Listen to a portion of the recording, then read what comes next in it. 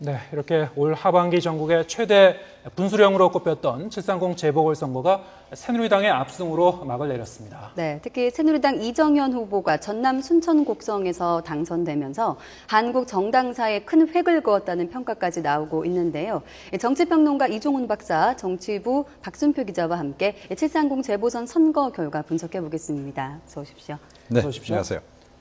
네, 저희가 매시간 이번 그 재보선 결과에 대해서 여러 가지 측면에서 분석을 해드리고 있습니다만 전 시간대에도 저희가 이제 그 여당의 압승, 야당의 이 참패 원인에 대해서 여러 가지 얘기를 나눴는데요. 계속 얘기를 이어가겠습니다. 네네. 자, 이 박순표 기자도 정치부 기자로 오랜 기간 일했습니다만 이번 선거 결과 이 정도까지 격차가 날 거라고 예상했는지요? 우리 이 박사님 예상하셨습니까? 저는 9대 6 정도 네, 생각을 저는 했었죠. 9대 6 정도가 맥시멈일 거다 그렇게 생각을 했습니다. 보통 8대 7, 7대 8 정도 예상을 많이 했고요. 또 9대 6을 예상하면 그렇게 많지는 않았습니다. 예상반 압승이라는 말이 정말로 맞는 말인 것 같습니다. 수도권에서 5대 1이었거든요. 결정적 승리를 했고요. 또 한 군데 중요한 전남 순천 곡성에서 이정현 후보가 당선되면서 예상박 압승을 거두는 계기가 됐다. 이렇게 말씀드릴 수 있겠습니다. 네, 뭐 국회 출입 기자들 모두 다 놀라는 분위기입니까? 그렇습니다. 뭐 이정현 후보 당선을 놓고 많이 놀라는 분위기였죠. 이정현 후보가 오차범위 내에서 접전을 벌일 것이다라고 보는 기자들이 한 부류가 있었고요. 또 한편 그럼에도 불구하고 호남 민심이 서가모 후보를 선택할 것이다 이렇게 하는 후보들이 기자들도 많았었는데 이렇게 비교적 큰 표차로 이정현 후보가 여유 있게 앞서서 당선되리라고 생각하는 사람은 거의 아마 10명 가운데 1명 채 있을까 말까 정도였던 것 같습니다. 이정현 후보의 당선이 사실은 한국 정당사에도 큰 의미가 있는 당선이기 때문에 온전히 평가되어야 하는 측면이라고 생각을 합니다.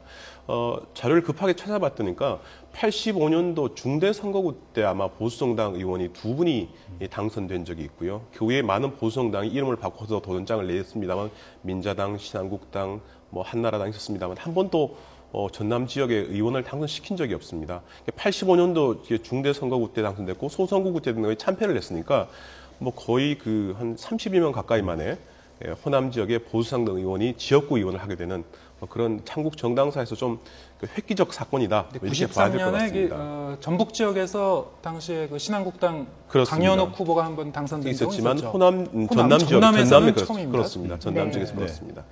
자, 이 이정현 후보 그야말로 이제 대이변의 이제 주인공이 되는데, 자, 전 시간대에도 여러 가지 그 말씀을 나눴습니다만. 자, 이 이정현 후보의 이 전남에서의 당선 어떻습니까? 우리나라의 정치사에서 이 지역주의 문제가 상당히 고질적인 문제였는데 전체적인 큰 그림에서 봤을 때 어떤 큰 흐름이다 이렇게 볼 수 있겠습니까? 어떠십니까? 네, 이미 조짐들은 있었던 상황에서 이제 사건이 터진 거죠. 본물이 터진 거나 다름이 없다라고 저는 생각을 하고요. 다음번 총선, 2010년 총선 이제 얼마 안 남았습니다. 그 단계에 가게 되면 어쩌면 거의 10석 정도까지도 서로가 각자 다른 지역에서 차지할 가능성이 있다. 만약에 그 중간에요. 지금 이미 이제 시작이 좀 되고 있습니다만 이 선거구제 개편 논의가 좀 더 급진전 돼가지고 중대 선거구제로 바뀐다고 했을 경우에는 더 많은 숫자가 서로 교차 당선되는 그런. 그러니까 여당이 호남 지역에서 선전할 수도 있고. 반대로 야당이 영남에 가서 선전할 가능성도 이제는 열어놔야 된다. 자, 그리고 이제 또 우리가 앞으로 가능성으로서 좀 열어놔야 될 부분은 새누리당에서 호남 출신 대통령 후보를 내놓는 상황. 이제 그 반대 상황은 있지 않았습니까? 노무현 전 대통령이 있었는데 그런 상황도 우리가 예측해 볼 수 있을 것 같고요. 그리고 호남 출신으로 영남에 가서 당선이 되는. 또는 영남 출신으로 호남에서 출마해서 당선되는 그런 상황도 앞으로 보게 되지 않을까 그렇게 생각을 하고요. 어떻게 보면 기대 섞인 그런 전망이긴 합니다만. 조짐이라고 하셨는데 그 조짐이라는 것은 지방선거 때를 좀 들여다봐야 될 것 같습니다. 김부겸 후보가 대구광역시장 후보 기호 2번, 그러니까 새정치민주연합 후보로 나가서 40.3%를 얻었습니다. 그 전까지 야권 후보가 가장 많이 걸었던 게 열린우리당 시절에서 그 환경부 장관을 했던 이재용 후보가 39%를 얻었었는데 그때 그 기호 2번 열린우리당 깃발을 담가한 게 아니었고요. 전략적 판단에 무소속으로 출마를 해서 39%를 얻었습니다. 근데 이번엔 새정치연합에 깃발을 달고 40.3%를 얻은 건 굉장히 이변으로 받아들여졌습니다. 또 그 한 단계 전에 보면 사실은 그 대구라는 보수적 정서에서 한 번도 대구에서 지역구를 가진 적이 없는 권영진 후보가 서상기, 조원일 후보 같은 대구의 지역구 의원을 물리치고 당선된 것이나 또 김부겸 후보가 40.3%를 얻은 것이나 또 부산 지역에 봤을 때는 서병수 후보가 누가 보더라도 대통령 최측근 아니겠습니까? 네. 무소속 오거돈 후보가 거의 뭐 1, 2%의 접전을 벌인 것. 이런 것들도 사실은 지역주의 타파, 영호남 민심이 영남에서는 새누리당, 호남에서는 새정치민주당에 대한 그 반감, 복합적으로 작용하면서 그 지역주의 벽을 허무는 단초였던데 결정적으로 이번 재보선 때 이정현 후보가 당선됨으로써 어떤 완견편이 되었고 이 완견편이 뭐 이번 하나로 끝마치는 것이 아니고 20대 총선, 21대 총선 중에서 계속 이렇게 지역주의 벽이 허무는 뭐 그런 계기가 되기를 정치부 기자의 한 사람으로서 과거에 네, 기대해 봅니다. 노무현 전 대통령이 오랜 그 시간에 걸쳐서 지역주의 타파의 그렇죠. 기치를 걸고 노력을 했습니다만 어느 정도 이제 그 한계가 있지 않았습니까? 네, 당시에는. 그랬었죠. 네. 자, 그런 오랜 시간에 걸친 이런 노력이 이제는 좀 더 큰 그림에서 결실을 보고 있는 그런 상황이라고 봐야 될 것 같고요. 사실은 그런 선구자들에 대해서는 우리가 칭찬도 좀 제대로 해줄 줄 알아야 된다 이렇게 생각합니다. 예를 들어 이번에 이정현 국회의원이 됐지만 이정현 전 수석에 대해서도 뭐 그동안 논란은 많았음에도 불구하고 이번에 이 당선된 거 하나만으로도 뭐 개인적으로도 영광이지만 이건 국가적으로도 사실은 경사나 다름이 없다. 그래서 그런 부분에 대해서 우리가 정말 아낌없이 칭찬을 좀 해주자. 그런 말씀을 제가 좀 드리고 싶습니다. 네 번이나 이렇게 문을 들여서 당선이 됐습니다. 그 새누리당 민현주 대변인이 논평을 내놨는데요. 이런 얘기를 했습니다. 80년 광주와 대한민국 민주주의, 80년 광주가 대한민국 민주주의의 큰 그림돌을 내디뎠다면 2014년 호남 민심은 선거혁명을 통한 지역주의 타파, 진정한 민주정치의 큰 발자취를 내딛었다 이렇게 평가를 했습니다. 적절한 평가 같습니다. 사실은 그런 논평이 새정치민주연합에서 나왔어야 되는 거죠. 그렇죠. 저는 그렇게 생각합니다. 그래서 당선을 축하하면서 정말 그런 그 역사적인 그런 사건을 일궈낸 것에 대해서 비록 그 정당은 다르지만 긍정적으로 평가를 해주는 이런 것이 필요하고요. 새누리당도 사실은 김부겸 전 후보자에 대해서 마찬가지 그런 정도의 경의는 좀 표시를 서로 해주는 것이 서로에게 그 앞으로의 어떤 우리 정치의 상생 문화 내지는 정치 문화의 성숙이라고 하는 측면에서 볼 때 좀 그렇게 해야 된다. 그리고 이번 선거와 관련해서도 사실은 노회찬 그 정의당 후보에 대해서도 새누리당에서 사실은 어느 정도는 그런 부분에 대해서 좀 경외감을 좀 표시하는 것도 좀 의미가 있다 이렇게 생각을 합니다. 네, 또 하나 특이한 게 이 투표율과의 그 여당 후보의 승리 관계인데요. 전남 순천 곡성에서 보면은 보통 투표율이 높으면 야당 후보가 이기는 경우가 많았는데 이번에는 뭐 서울 동작을도 그랬고 전남 순천 곡성도 그랬고 투표율이 굉장히 높았는데도 불구하고 여당 후보가 승리를 했잖아요. 이건 어떻게 해석해야 될까요? 사실은 호남 지역은 대체로 이 투표율이 높은 편입니다. 그리고 이제 투표의 그 순도도 굉장히 높은 편이죠. 그래서 사실은 야당 표가 뭐 거의 80~90% 나오는 그런 그 상황이었는데 이번에는 그 광주 광산을 같은 경우에는 의외로 투표율이 평상시 그 호남 지역에서 나온 투표율보다 굉장히 낮았다는 거죠. 그러니까 그것이 갖는 의미를 우리가 좀 볼 필요가 있는 거고요. 또 그 뭐 순천 곡성 같은 경우에는 뭐 사실은 그동안에 나오는 정도 투표율이 나왔다라고 봅니다. 다만 그 내용이 바뀌어버린 거죠, 완전히.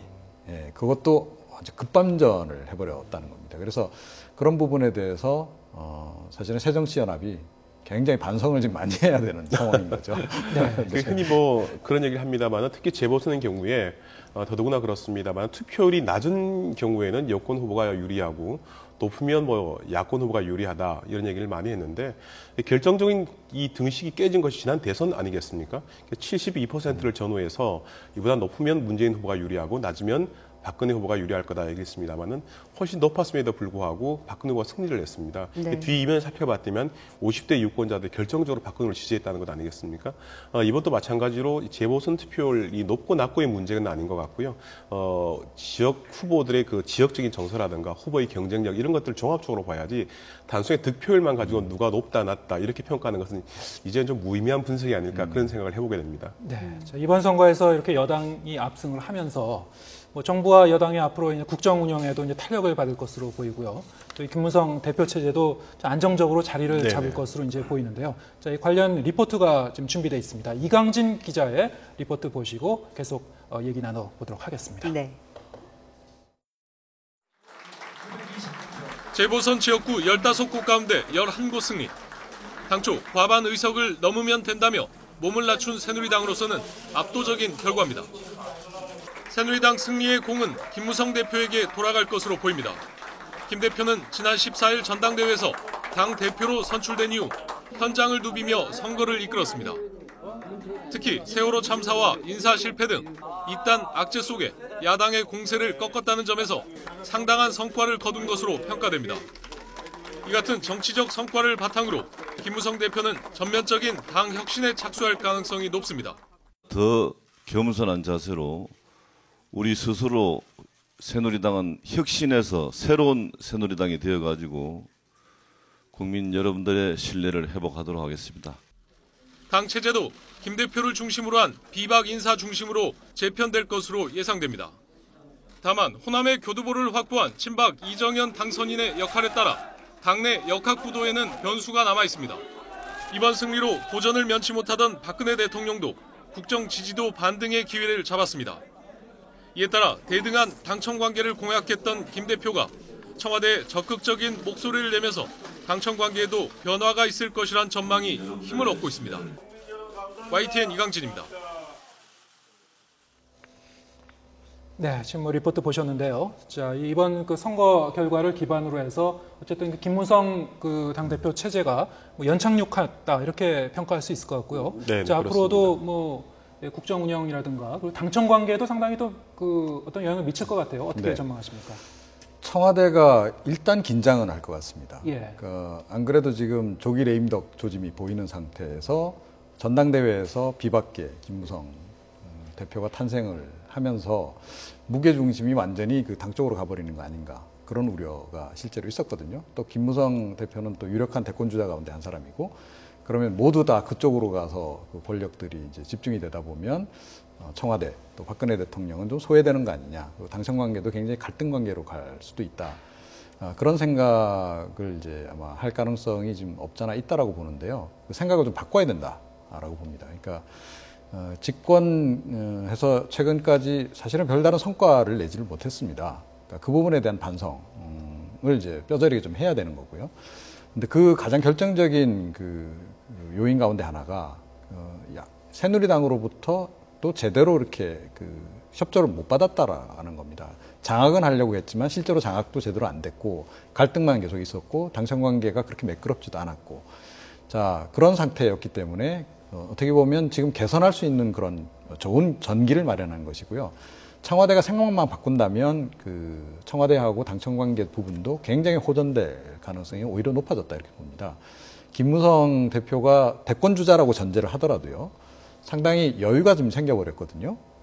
쫓기는 입장이 아니다라는 거죠. 자기가 어떻게 보면 주도를 할 수 있는 그런 상황이 됐기 때문에 무리를 할 필요가 없습니다. 오히려 대통령하고 각을 벌려가지고 대통령이 그 김무성 대표를 절대 대권주자로 못 가게 하겠다라고 사실은 마음먹으면 그거야말로 김무성 대표로서는 최고의 악재가 되는 거죠. 그래서 그런 상황은 절대 피할 거다. 그래서 오히려 저는 그 김무성 대표가 좀 모처럼 생긴 그 여유를 기반으로 해서 박근혜 대표하고 관계도 굉장히 긍정적으로 끌고 갈 가능성이 좀 더 높다 이렇게 생각을 합니다. 조금 전 시간에도 지적을 했지만 그래서 당분간은 오히려 밀월 관계로 갈 개연성이 더 높지 않나 이렇게 생각합니다. 당분간은 밀월 관계로 가지만 그렇습니다. 그래도 또 보이지 않는 긴장. 그거는 제가 이제 왜 긴장감도 당분간이라는 있겠죠. 말씀을 드렸냐면요. 2016년 이제 총선거가 있습니다. 예, 예. 그렇게 되면 대체로 1년 전 정도부터 각 계파들이 움직이기 시작하는데 예. 친박계들도 과거 이제 친이계가 그러했듯이 권력을 쉽게 내놓으려고 들지 않거든요. 예. 결국은 이제 공천 갈등으로 이제 이렇게 유발될 수 있는 그런 그 휘발성이 있는 요인들이 좀 남아 있다. 그래서 그 시점에 가면은 조금 상황이 바뀔 수는 있겠다. 이렇게 지금 보는 겁니다. 네, 아까도 화면에 보면은 그 네네. 김무성 대표가 소감을 말할 때 옆에 그 서청원 전 의원은 보이지 않았어요. 네네네. 예, 뭐 예, 예. 지역 요새를 갖기 때문에 그런 네, 거 최고위원이죠. 네네. 예, 예. 저도 이종훈 박사님의 의견에 전적으로 동감을 합니다. 일부 분석을 보니까 이번 선거 이겼다고 해서 김무성 대표 체제에 힘이 실리면서 당청과가 오히려 삐걱 것이다. 그것은 너무 표면적으로 보는 것 같습니다. 정치를 오래 한 김무성 대표의 입장에서 청와대 입장에서 선거 이긴 상황에서 호흡을 맞춰서 경제 살리기라든가 민생 경제 이렇게 추진력을 내는 것이 바람직하지 이 상황에서 서로 상호 삐걱거릴 상황은 전혀 아닌 것 같습니다. 제가 보기에는 그렇게 삐걱거리게 된다면 청와대나 김무성 대표 모두에게 마이너스이기 때문에 절대 마이너스 되는 길을 택하지는 않을 겁니다. 뭐 그렇게 봐야 될 것 같고요. 다만 이런 그 호흡이 언제까지 갈 것이냐는 뭐 나중에 분석해야 될 문제인 것 같습니다만은 당분과 당청 관계 오히려 미래 관계의 가능성이 높다 이렇게 생각을 합니다. 또 하나 김무성 대표는 어떻게 가느냐? 지금 보셨습니다만은 그 당선이라고 이렇게 붙일 때 밑에 보수는 혁신이다라고 써져 있습니다. 이렇게 지금 새누리당 내부적으로 가장 지금 화두가 되고 있는 것이 김무성 대표 체제가 안착이 되면서 김무성 대표 체제를 강화하기 위해서 새누리당 앞길을 찾기 위해서 강력한 개혁 드라이브, 혁신 드라이브를 걸 여지가 많이 생겼다라는 겁니다. 실제로 지난 대선 과정에서 박근혜 후보의 캐치프레이드가 책임 있는 변화였습니다. 책임 있는 변화가 무슨 말인가 하면 좀 어려운 설명이 들렸는지 모르겠습니다만은 보수주의의 아버지라는 에그먼트 보트라는 사람이 쓴 책에 보면 보수는 책임 있는 변화다라고 얘기를 하고 있습니다. 그걸 그대로 차용한 것입니다. 지금 새누리당 전당대회 끝난 이후에 전대 추임금도 그런 얘기를 했습니다만은 다음번 새누리당이 정권 재창출을 하기 위해서는 새누리당 내부의 혁신이 가장 중요하다라고 얘기를 하고 있고 그걸 받아안겠다는 것이 김무성 대표체의 생각이기 때문에 제가 보기엔 이렇게 여유 있는 승리를 거둔 이후에는 김무성 대표 체제가 당청 간의 갈등보다 오히려 당을 강력하게 혁신하는 개혁 드라이브를 걸 가능성이 상당히 높다 이렇게 분석됩니다. 두 번째 또 하나 말씀드리고 싶은 것은 당청 관계에 있어서 이정현 당선의 역할이 굉장히 주목된다 하는 점입니다. 누가 보더라도 이정현 당선인 대통령 핵심 측근이고 현재 당에 들어와 있기 때문에 현역 의원 아니겠습니까?